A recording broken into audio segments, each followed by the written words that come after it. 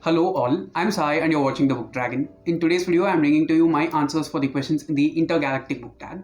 There are totally 10 questions in this tag. I've dropped all of them down in the description and I've also linked the blog post from which I found this tag down below. Don't forget to go and check that out. So without any further ado, let's get into the questions right away. Question number 1. Space. Name a book that takes place in a world different from your own. For this, I went forward and selected a very high fantasy book, and it is Strange the Dreamer by Laini Taylor. I'm sure that everyone who's read this knows that it is like a modern fairy tale. Okay, the writing in this one is so gorgeous, and the entire story takes place in this imaginary place called Weep, which is a very luxurious old kingdom that was thriving with magic and a place where gods actually loitered continuously. But because of some things, what has happened is those gods were massacred, and there's this huge building-like structure which floats on the sky just above this place called Weep. And the city's name is also originally not Weep, it was something else, but because of this curse that has happened after the slaughter of the gods, the name of the city has been wiped from the memory of each and every person across the world, and no one also doesn't know anything about this place specifically. We have a main character,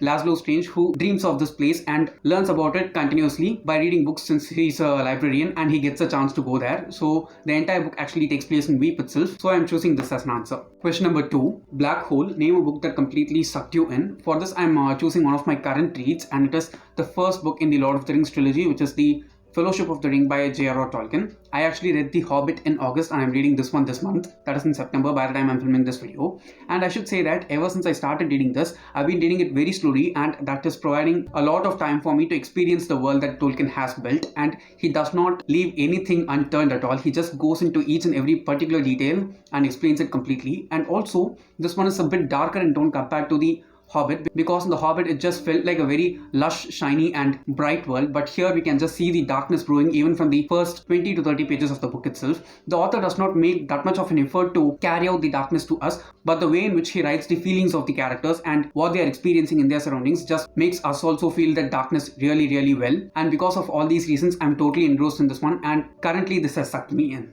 Question number 3.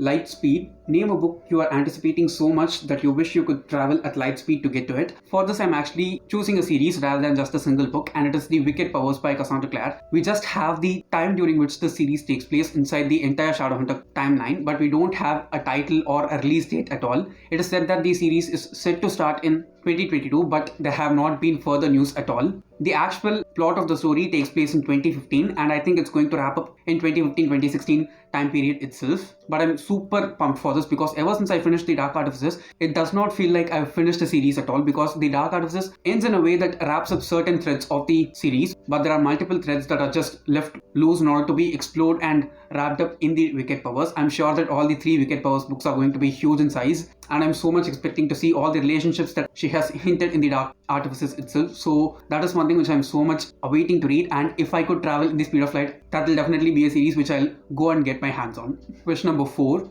Nebula. Name a book with a beautiful cover. For this, I'm choosing one of my reads from the beginning of the year, and it is The Kingdom of Back by Marie Lu. I can say that this is one of the saddest books that I've read so far this year, and also it is one of the most beautiful written books by far this year, because the writing in this one is just so gorgeous. And just see this cover. I'm sure that anyone who sees this cover will not end up not liking it, because it is so gorgeous. In the camera it looks like it is a bit glowing, but in the physical presence it does not glow, but it is very beautiful. I'm sure that bookstagrammers who are out there, at least for the purpose of adding beauty to their feed, they have to buy and own this one, because it is really beautiful. I am sure that this is not a story for everyone, because not everyone likes to read sad tales which start sad and end sad as well, but within that sadness she shows a lot of beauty and empathy that can be felt by us for this main character. If you're a person who likes reading books like that, please do go forward and try this. It is also historical fantasy, so it has a lot of historical events which are interwoven with the story. So yeah, this is the Nebula. Question number 5. Multiverse. Name a companion set or spin-off series you love. Okay, for this I'm going with the Infernal Devices undoubtedly, because I've not read that many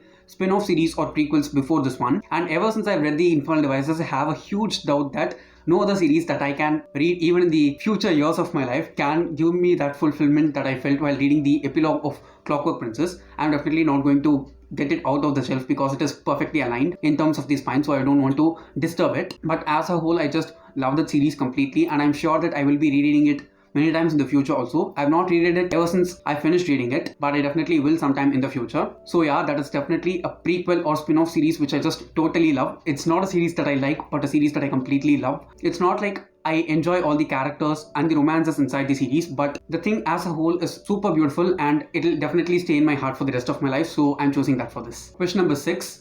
Gravity. Name your favorite romantic pairing that seems to have gravitational pull to each other. For this one, I could not think of any of the book pairings because always when it comes to my favorite couples, there is some form of conflict and it always hinders the romance to a greater extent. And also, some of the couples which I love when it comes to books are so infamous that most people don't even care about them. So I'm going with a pair from a very famous TV series which I totally love, and it is Barry and Iris from The Flash. Okay, if you watch The Flash or if you're watching The Flash, I'm sure that the relationship between Barry and Iris is something which is super pure and it is something which has formed due to complete understanding. I'm sure that anyone who has watched The Flash might have pined for them to get together in the first 2 to 3 seasons where there's a lot more conflict rather than there is in the later seasons. But I can say that in the latest season, season 7, they've just developed their plot lines and their characters really well, and the way in which they've grown separately as well as together as a couple, it's just so phenomenal. And I can say that Barry and Iris are like couple goals, so I'm going to choose them. They are also kind of a book couple because they are from comics. Question number 7. The Big Bang. Name a book that got you started on reading. For this one, I can say that I've read a few naughty books while I was in very early school times, and my mom used to take me to the library and I used to take these books from the shelf and I'll just sit down and read them in the library itself. I'm sure that those are some books which just kept me engaged to reading, and because of that I've picked up many more books in the future also. So I can say that these are some. After that, I can say that Harry Potter is definitely a huge influence just like for anyone else. So yeah, I can say that naughty books are the important reasons for me to get into reading, and apart from that I've also read many children's magazines, so all of them just contributed equally for me. So I'd just say all of them.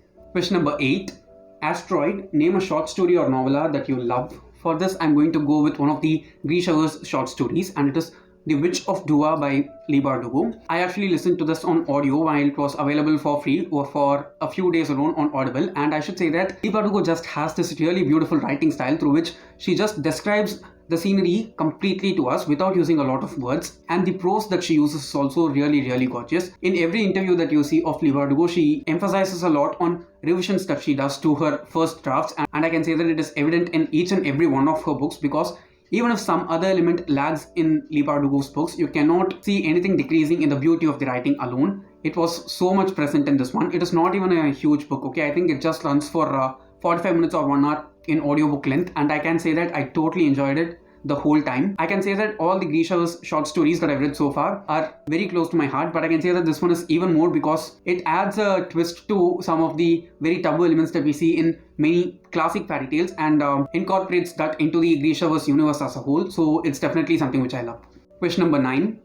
Galaxy. Name a book with multiple POVs. For this, I'm going with one of my most favorite books from this year, that is 2021. And if you've been following me for quite a while, I'm sure that you know what book I'm going to talk about. And it is Lone Wolf by Jodi Picoult. I actually have a dedicated review for this one. I'd highly recommend you to go and check it out because I don't want people to watch my videos so badly, but I want many people to pick this up. And I think watching that video will convince you to pick this up because it is such a beautiful book. We have 5 to 6 different POVs in this one, and each and every one is from the member of a family that is shattered in some way. Okay, we have this nuclear family of a mother, father and 2 kids, and all of them are in some way very hugely affected by the family situation itself, and each and every point of view that we get from all of these 4 members is totally unique, and they are in such a way that you cannot antagonize them in any way at all because everyone has some good thing and some bad thing put into them, and that just adds on a beautiful layer of grayness to the story as a whole. So I'd highly recommend this one, and this is definitely a book which is very underhyped and more people need to read.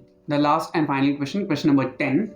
Spaceship. Name a book title that would be a great name for a spaceship. For this, I'm going with another one of my favorite reads from 2021, and it is Truly Devious by Maureen Johnson. It's also present right there. I don't want to pull it out of the box. I just loved that book totally, and it gave me a huge surprise while I started reading it because it was super atmospheric, and also it is very easy to read and a page turner as well. I'm saying this as a title that would suit the name for a spaceship because just imagine a spaceship named Truly Devious just getting into space and it exploring the vast expanse of the universe. It will be just so great, and even while launching it, it will be like setting Truly Devious into orbit. It sounds a bit ominous as well as a bit dark, so I'll definitely choose that one as a title. So yes guys, those were all my answers. And don't forget to leave your answers in the comments below because I'd like to know them. And if you did enjoy watching today's video, don't forget to give it a thumbs up and also share it to your friends. If you want to get more content from me, do subscribe to the channel because I publish new videos every Tuesday, Thursday and Saturday. Thanks for watching and have a great rest of your day.